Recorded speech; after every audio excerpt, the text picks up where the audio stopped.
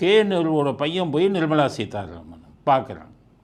நீங்கள் எப்படி புரிஞ்சுக்கணும், அது ரைடு அடித்தா இந்த மாநில சுயாட்சி மத்தியில் கூட்டாட்சின்னு எல்லாம் பயங்கரமாக குரல் கொடுக்கக்கூடிய திராவிட முன்னேற்ற கழகம் ரைடு அடித்தா மட்டும் அங்கே டெல்லிக்கு போய் மந்திரிங்க காலில் விழுகிறாங்களே, அதை நீங்கள் புரிஞ்சுக்கணும்.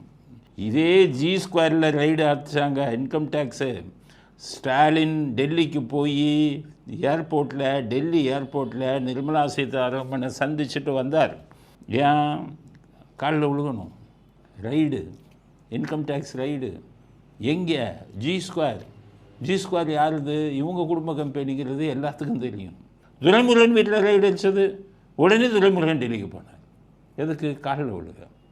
இப்போ பாருங்கள், கேஎன்ஆர் இதில் 2 லெட்டர் எழுதிட்டாங்கன்னு ஒன்று. கேஎன்ஆர் பையன் அது போய் நிர்மலா சீதாராமனை பார்க்குறாரு.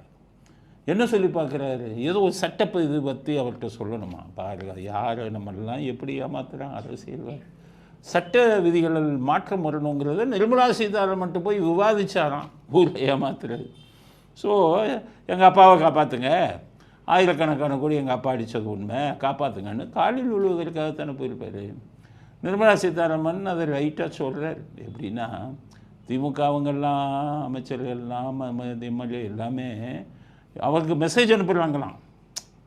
இந்த வீடியோவை பாருங்க.